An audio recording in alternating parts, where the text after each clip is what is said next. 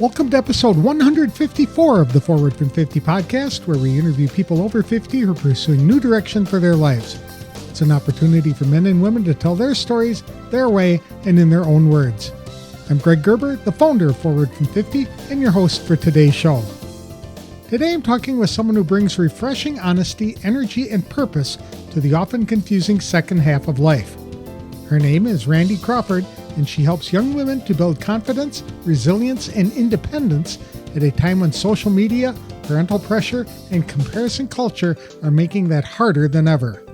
Randi spent years raising her own kids and pouring everything into motherhood. When her children were older, she found herself asking the same question many people face after 50. Now what? Her journey back to purpose took an unexpected turn through retail, where she rediscovered her talent for connecting deeply with people, helping them to feel seen, and helping them to believe in themselves. In this episode, Randi shares powerful insights about parenting, confidence, anxiety, and how adults can reclaim their own lives after years of focusing solely on their own families. Here are a few key takeaways from our conversation. First, Randi explains why so many young people today struggle with confidence and how building competence is the real pathway to building confidence. Second, she talks about how parents unintentionally cripple their kids' development by overhelping, overfixing, and overprotecting. Third, Randi describes how stepping into something new, even small things like a part-time job, can reignite your sense of identity and purpose after the kids leave home. Finally, she shares how finding joy again, especially through community and activities you genuinely love, can completely transform the second chapter of your life. To tell us more about what gives her life meaning and purpose after turning 50, please welcome Randi Crawford to the show. Thanks for joining me today, Randi. I really appreciate it. What got you started into coaching young women? I think that's just fascinating. It's actually an interesting story, Greg. So thank you for having me, first of all. This is going to be very fun. So many years ago, I was actually the co-founder of a public healthcare company for women in menopause. And I did that for a little over 10 years. And that basically came to an abrupt end. And I decided I wanted to be a stay-at-home mom. My kids were very young at the time, maybe 3 and maybe 2 and 5, something like that. And I didn't want I was like, this is my time to be a mom. So I stayed home, I raised my kids. And as a lot of women will tell you, you think you're going to take 1 year off. And then you think you're going to take maybe 2 to 3. And next thing you know, it's 5 and then it's 10. And then you're like, oh my God, what have I done? Where has the time gone? But I don't think there's anything more important than we can do than raise our kids, right? That's right. But you find yourself seeing the writing on the wall when your kids are in high school and they're driving and they're going off to college. And you realize, wait a minute, I have so much to offer. And now what am I going to do with my life? I'm not the type of woman who wants to go lunching with friends. It's just not who I've been. I don't want to go on walks with friends. If I'm working out, I'm working out. Otherwise, I want to be working. And it's interesting because it was a while ago before, I don't want to say before certainly the internet, but before things were so accessible where you could really do deep dives and audits on who you were and what you liked. And there was none of those tools available, if you will. So I spent a good part of a year just trying to figure out, what do I want to do? I know my kids are no longer going to need me. They're going to be grown and flown. And I remember so vividly, my husband just said, Randi, you worked so hard for so many years. Why don't you just find something that's fun and just start there? And again, when you say that to a mom who's been a mom for years, what's fun? How do you even define fun? Yes. So that question threw me and I was really pissed off about that. What's fun for me? So I started going through the mental Rolodex and I've never been a shopper. I've never been into retail. However, I was like, you know what? I'm going to go get a job at my favorite retail store. Like, what's the worst thing that can happen? So I march into Anthropologie, which is truly my favorite store, and I get this job. And I'll never forget it because I'm like, what am I doing? I know nothing about retail. I don't even know how to dress. All I wear is workout clothes for literally the last 10 years. And I remember, again, my husband said, if you don't like it, you can quit. And I was like, okay, let's give it a go. And I took this job and very quickly they made me a stylist because they realized that, no, I'm terrible behind the cash register and the cash wrap and anything having to do with computers. I'm amazing with the people. Because people, that's my thing, right? Talking, communicating, helping. I've always been in the business of women. And I just, within that first year of working in anthropology, Greg, learned so much about myself and my passions and what I love and how I can give back. So that's a long-winded answer to how I ultimately transitioned into coaching, because you have to start somewhere. And the somewhere certainly doesn't have to be where you end up. But I think so many of us get stuck in our heads with, what am I going to do? Or, oh, what if I get a job in retail? What are all the other moms going to say? Are they going to think I'm hard up and I need, like, you can't let any of that get in your way. And you have to just try something. And I did. And it just happened to work out really well. I love that way you're thinking, because so many of us get caught up in that same boat, especially with the empty nest. We pour our lives into our kids, and our lives and schedules are defined by shuttling them to various activities and to school and off with friends, etc. And then when that all disappears, our identity is gone. We're like, okay, who am I? I can imagine that's even worse for women who have been in that support role for decades, and then all of a sudden they find out they're not needed anymore. That can be crushing. So I like that you went looking for something that you would like to do, even though you didn't know what it would be. It was something that you thought you would like to do, so you jumped in it. How long were you in retail? You're right about that, by the way. It is much harder for women. If we're going to, let's just assume a traditional family role. So I understand that a lot of people have two working people in the homes now. But at that time, it was like I had worked for years. Now my husband's working. I'm at home. And what happens is every minute of your day is checklists. You know what I mean? Yep. Just checking boxes. That's what it is. You don't live in the present. You don't enjoy the moments. You try. You think you do. But you're just trying to get to the next thing, because we are in such a rushed society of trying to get our kids into the best schools and doing everything we can to help them. And all of a sudden, that goes from like 100 to 0, almost overnight. And so for the mom, the dad, let's just assume in this scenario, the dad has the job outside of the house. And for the stay-at-home mom, that cuts her off at the knees.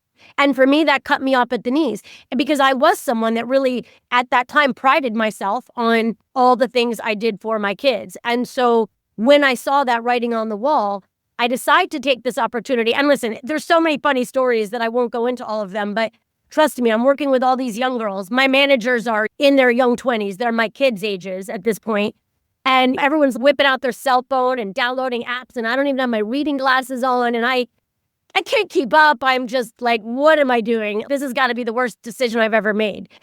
But when they noticed what I brought to the table, because it's very interesting. You have a lot of young people today. These girls, they work very hard. They're at really good colleges. They're in sororities. They have jobs. But let me tell you something. They're burnt. They're fried. They're exhausted. So yeah, dealing with the customer for them is almost one step too much. So they love to be behind the cash wrap and doing that kind of stuff. Whereas me, you put me behind that cash, it is like a national disaster if I'm back there. Put me in front of a customer, and it is my greatest joy to make a woman feel incredible. We laugh, we tell stories, we talk. Like when they shop and they are in my fitting room, people will tell me they can hear me all the way out in the mall. Yes, we are having a good time and we are laughing. And that is what I learned very quickly I could bring to the table. And it's just very funny because, of course, a lot of us are also so afraid of taking a step, any step, because we're so worried about what anyone else is going to think. And people always say, in my next life, there is no next life. We have to try things on until we find what fits. And immediately that fit. And I was getting paid for it. And I was having fun. And they were complimenting. Like, what's not to love? You don't get any of that when you're a mom, right? Exactly. It's what others think is a stumbling block for a lot of folks. And it keeps them confined into a prison of their own making. And one of the benefits for me of turning 60 was I no longer cared what people think. I'm going to do what I want to do because I want to do it. If they like it, that's great. They can join me. If they don't like it, they can do what makes them feel good. And so that liberating feeling is just so essential to us as we get older. And for me, it was at 60. For others, it starts at 50, when the kids are gone and they are no longer focused on other people and they can turn their attention on themselves and their needs, wants, and desires. But I like how you said that. When we turn inward, the whole game changes. But today, the game isn't inward. Today, the game is on our digital devices, it's on social media, and it's on what everyone else is doing and what everyone else has, and the vacations they take, and the schools their kids go to, and the sororities they get into. We are in such a performative time because it's like keeping up with the Joneses and putting it on steroids. And like we've lost the ability to just say, what makes me happy? Right. What do I want to do? I don't care what everyone else is doing. What makes me happy? Because when our kids see that also, when we model that, models it for our kids. But when our kids see us just constantly on the phones, doom scrolling, comparing to what the neighbors have, that then we transfer that anxiety onto our kids as well. And the numbers speak for themselves. Our kids' anxiety levels are at the highest that they've ever been. Anxiety, depression, mental health, you name it, we could go on and on. It's horrible. Absolutely. And social media does contribute a great deal to that as well.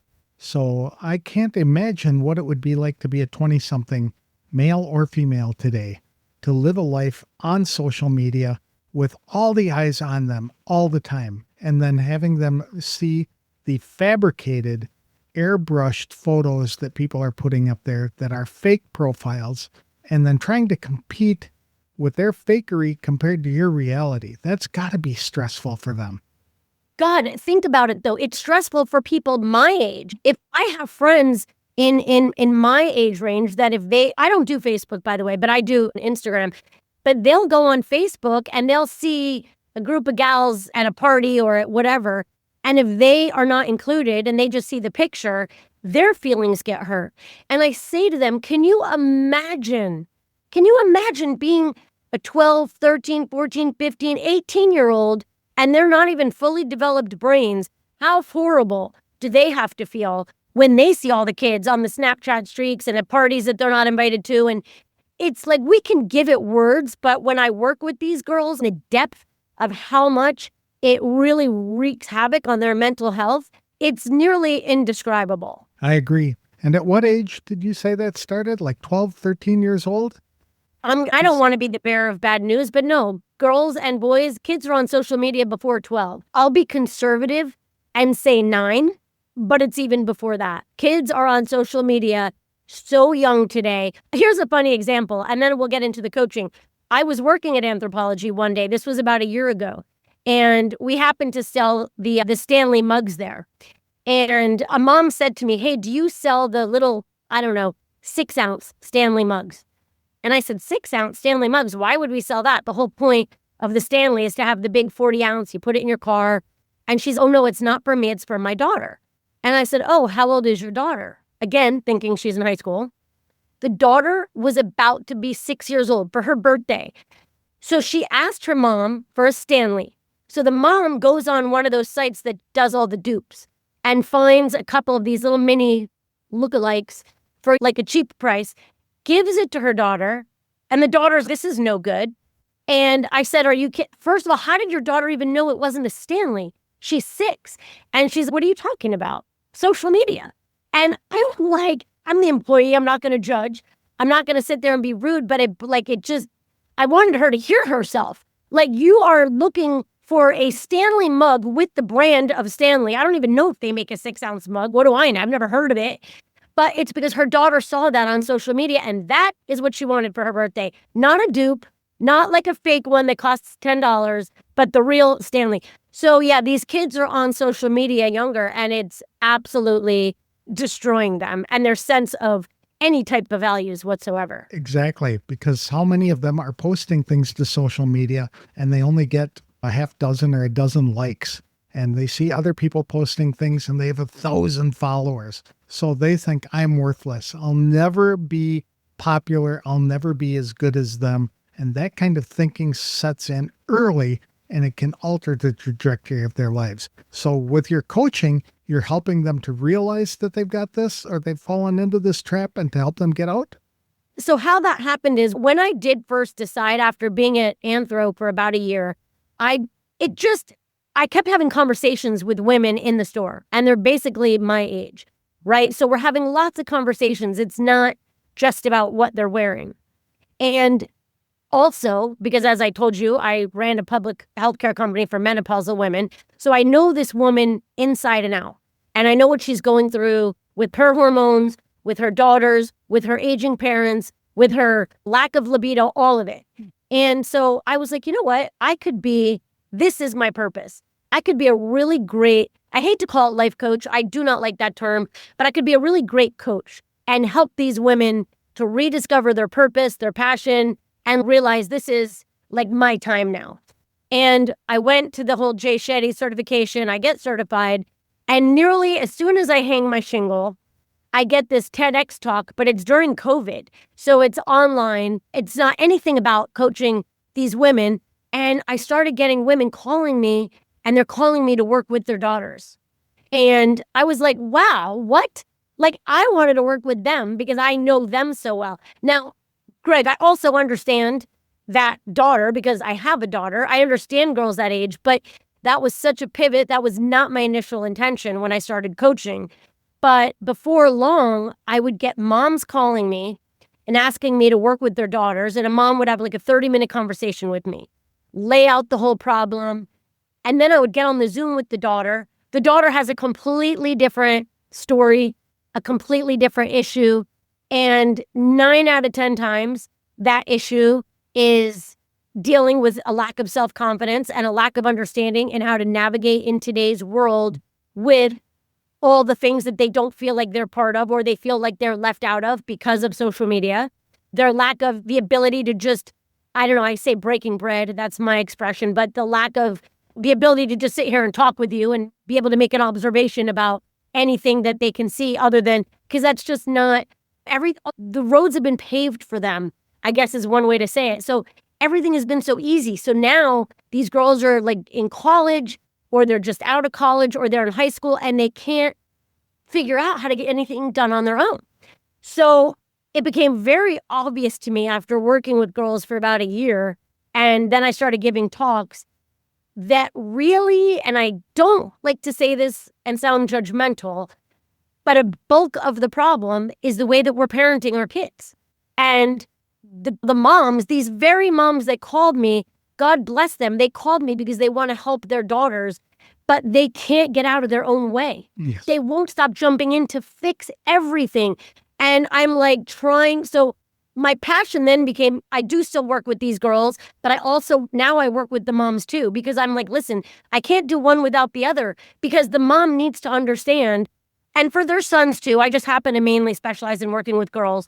We cannot live their life for them. We have to cut the cord at some point, and no one wants to cut that cord. I agree. I think it's even worse than that because so many kids are growing up in single-parent homes, and they're lacking the input from both parents, the mother and the father. And that can cause some problems as well because their psyches need that male attention at every age, at every stage of development. And if they're not getting it more than once or twice a month, it can be really impactful for them in that regard. Not only are they not getting that, but they're not even necessarily getting a lot of the attention from the parent that's in the home. A lot of our kids are being raised by influencers today. Yes. And here's yet another crazy example of how outlandish it is. When I work on the weekends in retail, and then I coach during the week. When I am working, a mom will come in with a baby stroller, and that baby, that 1-year-old, will be sitting there holding up an iPad in front of their face. And that baby won't even, and we get a lot of people that shop with dogs and everything in the store, that little 1-year-old won't even look and notice a puppy sitting next to them. They won't notice the big, beautiful display of balloons right next to them. And Yes. all I think in my pea brain is, what do you think you're setting your kid? What do you think your kid's going to be like when they're 9, 10, 15, 16? They're not even going to know how to talk to people. Correct. So the kids right now that are really right in it, the little ones, I have very little hope for. I'm just horrified when I see that. The ones that are in it right now, though, they're raised by influencers who are telling them what makeup to wear, what they should look like, what they should buy at Sephora, what clothes they should wear.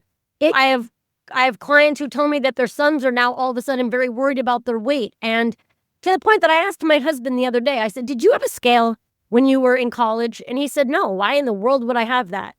And I was like, because there's a lot of young boys today that are very worried about They're very concerned about their body image and their weight. That didn't used to be the case, but that's what's happening right now. We have to take a little bit more ownership and stop handing them the digital devices and thinking that's even remotely okay. I agree. And beyond what to buy, the influencers are teaching them what to think about as well.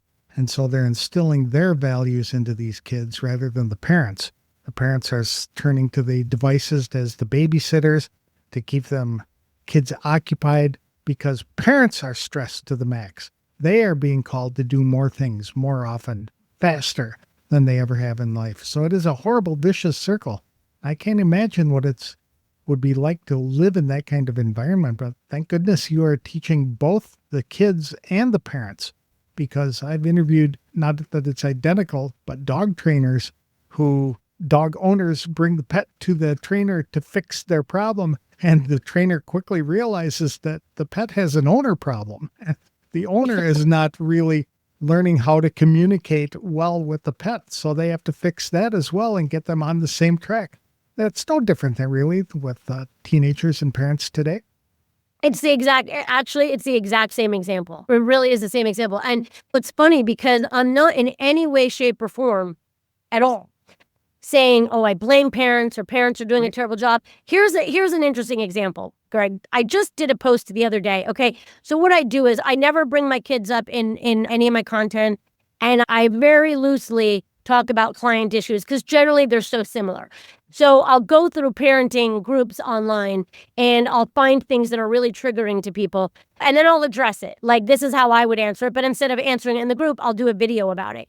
So the other day, mom posted how her daughter's at college and they didn't have they didn't have warm water for 2 days. And she was going to run to the college a couple hours away, go pick up her daughter. And so I was horrified, to say the least. Okay. So I'm like, I can't. So I make a video and I put it on TikTok and I said, listen to me. You send your child to college to learn how to grow, to learn how to think, to learn how to adult, to learn how to problem solve. Something tells me that having cold water in their dorm for 2 days is not going to kill anyone. So please, if this is you, if you are this parent, please refrain from driving the 2 hours and getting your child and fixing this for them. Okay, I'm thinking that I might get a few likes on it and people might just say, amen, howdy doody. People came at me. This is what you call yourself a life coach. This is the worst advice I've ever heard. Why wouldn't I help my child? These are the things they said to me. If I can help my child, I'm going to. Why wouldn't I help my child? You're going to let your child take a cold shower? What kind of parent are you? So all of a sudden, I'm being gaslit by the whole internet to the point that I say to my husband later, God, am I an awful person? And he's, this is the dumbest thing I've ever heard. So then I made a follow-up post, but then I just started answering people saying, listen to me. There's an athletic center. Your kid can go to the athletic center. I'm sure they have a shower. There are other dorms. They can go to another dorm. There's off-campus housing. Or don't take a shower for 2 days. But people, let your kid grow up. We refuse right now. And if you suggest that you let your kid solve a problem, you are like the bad guy. People were horrified by my advice, horrified that I call myself a coach. And I was like, okay, you know what? This right here, this is the problem. Randi, you are so spot on. I have talked to many people who are just flabbergasted at the amount of parents that are showing up at workplaces to advocate for their children, advocate why they need a job, why they need a promotion or a raise or something to that effect. Really, I would never have expected my parent to show up at my job and talk to my boss or the owner on my behalf about anything. And yet it's expected now. And the human resources people are they're flabbergasted. They have never encountered this either. Another funny one about that, Greg, this one is another crazy story. A woman did a post in a group and said, listen, her post was actually valid. She said, my daughter went through 6 rounds of interviews with this company, made it to the end. And the guy ultimately said it was between you and one other candidate. It's going to the other candidate. However, here is my cell phone and I want you to stay in touch with me. And this is not over.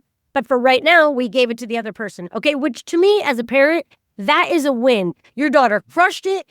She was told why she didn't get the job, the whole thing. And all the mom was saying was, if you've been through this, can you just tell me some things I might be able to tell my daughter to help her feel better? Oh, let me tell you something. I go to the comment section. Every comment to this mom was things like, I can't believe that 6 interviews and she didn't get the job. They owe her money for her time. How dare they? They must be so disorganized. I can't believe any company would do that. And I went off the rails. Of course, I made a TikTok about that too, but all I can think of is these are the people that are parenting their kids. We are raising victims to the nth degree. What are we thinking? So with your coaching, what do you do to help these families? Let me tell you what I do. First of all, no BS with me, okay? So when I work with kids, they know I'm going to give it to them straight. Second of all, as a coach, you definitely do more listening than you do talking. So I'm being interviewed right now, so I have a lot to say. When I'm coaching, I don't say as much, but let me be very clear about this. If I have someone I'm working with and they are falling into this victim mentality, I'm like, no, we're not doing that. We're not doing that, okay?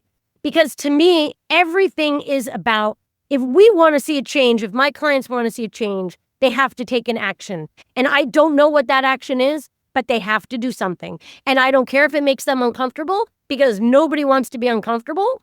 They have to get uncomfortable and they have to try something. And then at the same time, I'm telling their parents, stop praising the outcome. Start praising the effort. They need to know that they are loved for trying, not for getting the A+ or not for getting the job or getting into the sorority. That's the end. We must praise the effort, because otherwise our kids aren't going to try anything because they're too scared. They don't want to fail. Again, social media, they don't want to put themselves out there. So we're teaching them, unless you're going to do it perfectly the first time, you might as well not even show up. That's right. You are, again, spot on with that, because that was a win for that girl, even though she had six interviews and came in second, because that hiring manager will remember her, wants to maintain contact, so that if there is another opening, she'll be invited and will be able to go bypass all the application process, et cetera, to come back and talking about that job. But more importantly, that manager will communicate with other managers in his company and outside his company and say, hey, I ran into this incredible gal who she came so close to being hired by my company. We just had to go in a different direction. I think you should take a look at her. And it's opening doors for her in other places that she never would have dreamt possible. Yes. And like I told you, I never ever generally talk about my kids. They will kill me. But my son graduated the business school at UW in June and had been interviewing for months. We live in California, to be in New York. He had this one company he interviewed with, Greg, 6 times. And they weren't good interviews. They were off the chain. They were amazing. He felt so good after every interview that we were like, he's going to get the job. Lo and behold, it comes down to the final day. They tell him he doesn't get the job. And we're like, listen, just pick yourself back up. There's a lot. Anyway, fast forward, he kept interviewing with other companies. And it was a lot. He got home from college. He would sit down here in the kitchen. And I heard him at least 4 times a week on interviews. Guess what? That same company came back to him because they were sensational interviews. And not only was it a better situation, because rather than being in Connecticut, it was in Manhattan, where he wanted to be anyway. They came back to him and said, Griffin, are you still interested? And he's, yes, I'm interested. Went through 5 more rounds, got the job, and moved to New York a couple months ago. That wouldn't have happened had he not gotten that job and been like, screw you, this went well, telling the whole world this company's up. You can't be that person. You cannot be a victim. There's going to be a reason you're going to get a job, and there's going to be a reason you don't. And you should be grateful for whatever you get, because every interview you have is more experience. That's right. Nor would he have gotten that job if mom had picked up the phone and talked to the manager and said, wait, like, ever in a million years would that occur to me? Ever. You're also right about something else, that if nothing changes, right? So if people want change in their life, something has to change. And that means they have to take action and personal responsibility. But that's very hard to convey to kids who never grew up with that kind of environment. Because again, right now, back in the day, we were like a we community. Everybody helped raise you, school, your church, whatever, your community. We're not like that today. Today, it's just about me. And how is my kid going to get ahead? How is my kid going to get that D1 offer to get into that school? And how am I going to screw over everyone else so that my kid and my family can get ahead? I'm not saying that in an idealistic world, we go back to the we. I don't see us getting back there, because we are too divided with the internet and with everybody wanting everything all at once, all the time. That is where we are. So that is why when I coach people, I really do focus on what you and I started talking about, which is you have to find what makes you happy. And confidence is a big one. So when a mom asks me, how does her daughter build confidence? I say, listen to me. Listen to me. Compliments do not give your daughter confidence. Okay. Our daughters will say, you tell me I'm beautiful all the time. You're my mom. That is true. What gives your kids confidence is competence. So let them pick something up. I don't care whether it's Pilates or yoga or sports or soccer, anything. They go get a part-time job. Let them find something that they get competent in and they get really good at it. And all of a sudden, the perspective is completely different. They're now no longer thinking, oh, I want to build their confidence is just slowly building because they're getting better at something and they're having all these small wins, and small wins equal big wins. But again, we got to get away from the compliments and turn it into competence. And that's how we help our kids build confidence so that they will go out and maybe get a part-time job or join a sport they might not have tried in the past. But we have to get comfortable with discomfort. Very good. You had mentioned that you do most of your coaching with young women, but do you also coach parents too? Because you could give them on your website tips for navigating a second chapter in their life. Is that the same kind of truthful honesty that I've seen demonstrated here, but with the adults? So I have two types of clients that are adults. Some are parents of the girls that I work with.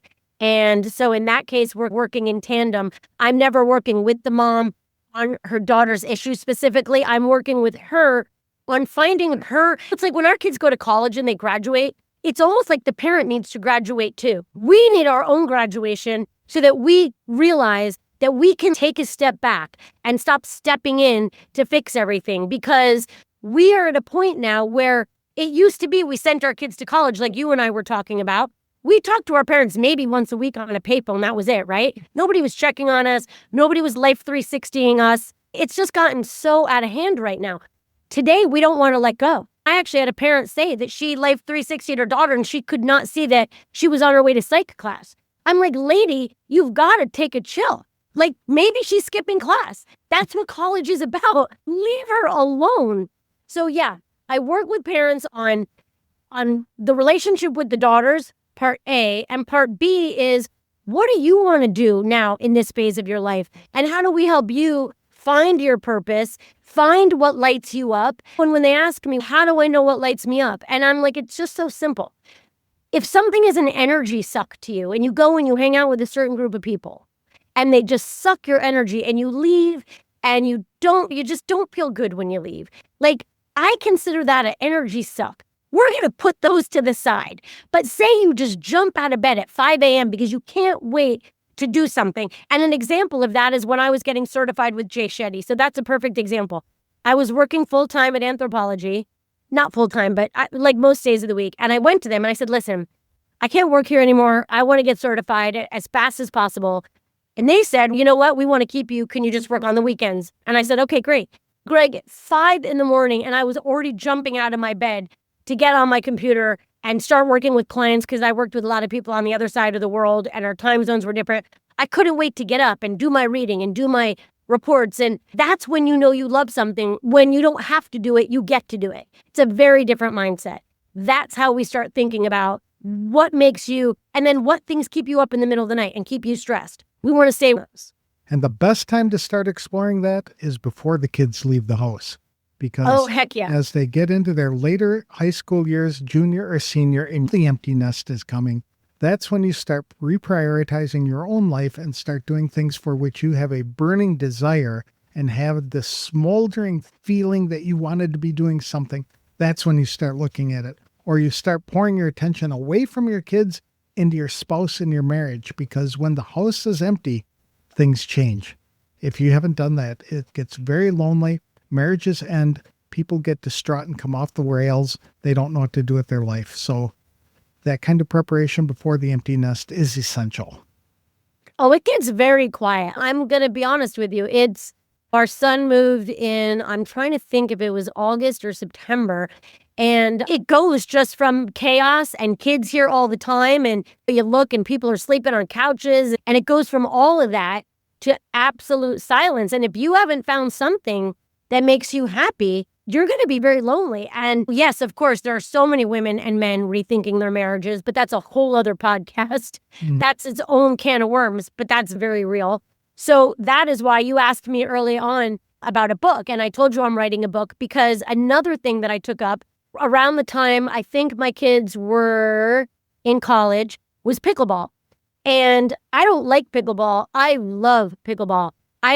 You could say I'm pickleball obsessed. And there are so many reasons for it. There's just 1,000 reasons. But I would say the main ones are that it's so incredible the people that I've met. I've met more friends playing pickleball. Again, when you're a parent and like we were talking about, and you have the sports and the checklists, you're traveling on the same travel teams, you see the same people, like you're surrounded by people because out of necessity, right? And you like those people, but you didn't necessarily choose them. This is just your lifelong friends because of your kids and their sports and their activities. All of a sudden, you're like, oh, wait a minute. I can hang my hat with whoever I want to hang my hat with.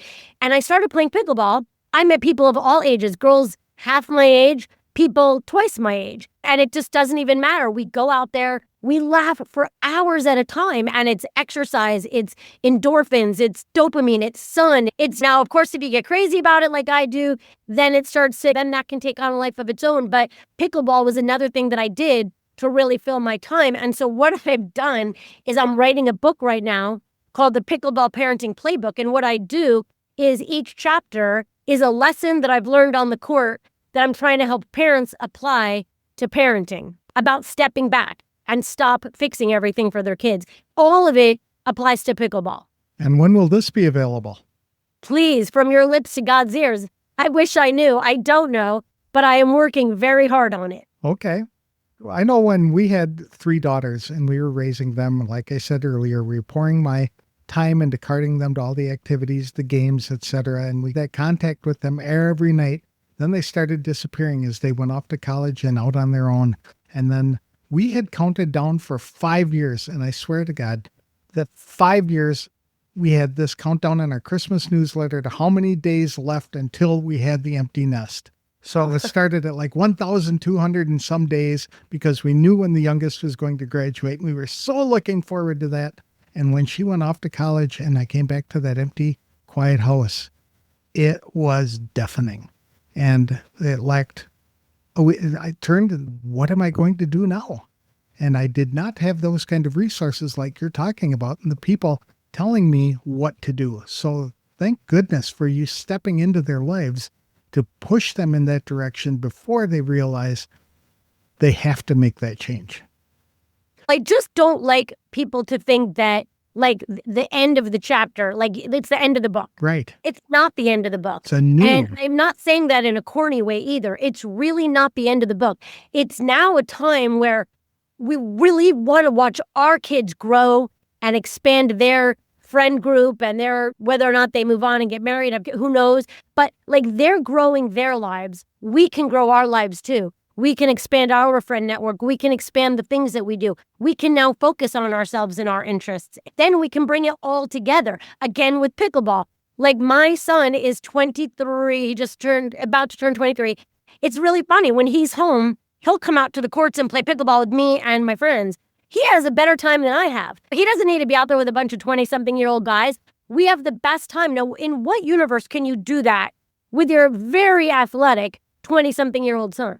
And when my daughter comes home from Chicago, where she lived, she'll come home with her boyfriend. We'll always head right to the pickleball courts. It gives you something fun to do. You can't do that in tennis. I'm not a tennis player, so we couldn't all say, oh, hey, let's go play tennis. Can't do that. Let's all go have a soccer game. Just so many things where it doesn't apply. Pickleball makes it so accessible. So I'm really pushing that one just because of the community. I think we lack community today, and we're a lot of very lonely people. And this is one way, especially for young people that are lonely. You know how much pickleball young people play now? It's everywhere. Like my son just got to New York and somebody already invited him to go play on a weekend. And he said, Mom, I'm at I don't know if it was Chelsea Piers or somewhere. All the courts are full. all sorts of young people. It's amazing. That's really cool. I'm glad to hear that that's going Yeah. on. If you could roll the clock back, is there anything you'd do differently? No, not at all. Everything happened for a reason.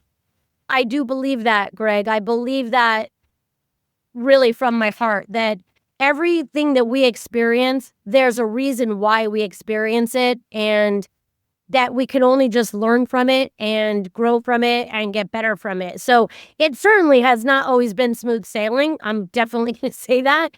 And it certainly hasn't always been easy, but from pain will come purpose. And as long as we're willing to put ourselves out there and, like I said, get uncomfortable, as long as we're willing to move forward, we're always going to be growing and things are always going to be better. But the minute we're just stagnant and unable to I always say analysis to paralysis, that's just the worst thing that anybody can do. That's neat. What advice would you have for people over 50 who might be struggling with what to do that gives their life meaning and purpose? Is there anything that you would suggest for them? Yeah, I would absolutely say to them, the first thing is please don't think about what anyone else is going to say about you. So get that fear out of there. I want them to live like they are living, like no one else is watching. Nobody else's business. We're not posting it on social media. We're not telling anybody or everybody about what we want to do. But then sit with, okay, what are the things that I've always really enjoyed? And for me, it was being around people, making people happy, making people smile. It was not retail. I wasn't a shopper, but I thought about all the things that I loved. And I thought to myself, I'm going to try retail. So the next piece of advice would be, ask yourself before you try something, what's the worst thing that can happen?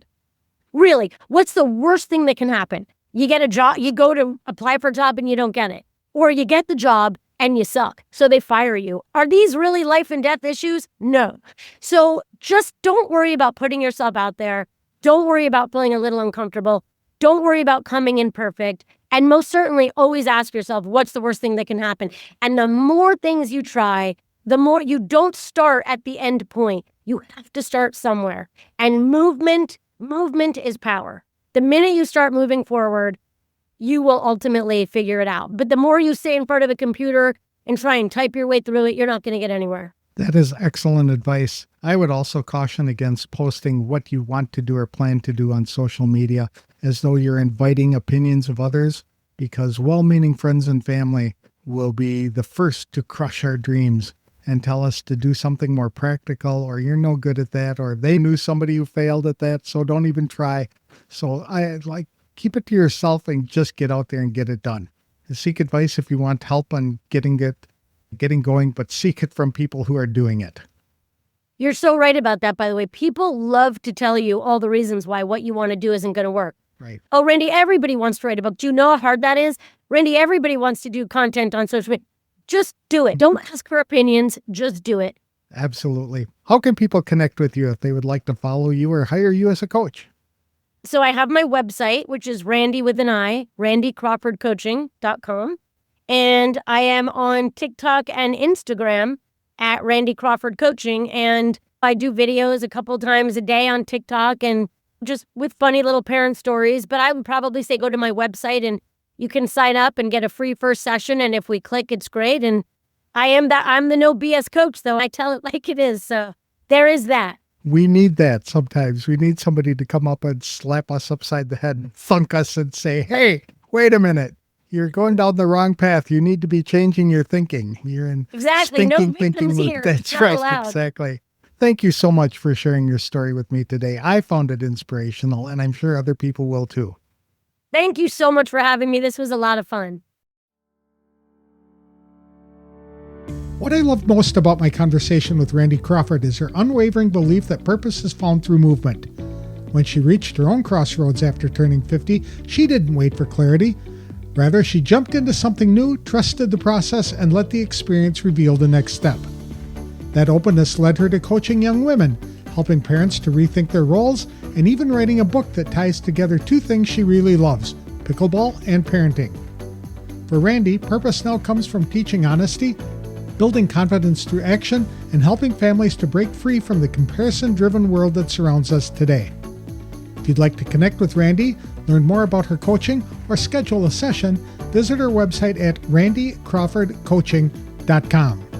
Randi is also active on TikTok and Instagram, where she shares daily insights under the handle @Randi Crawford Coaching. She offers a free first session to anyone who wants to explore working together.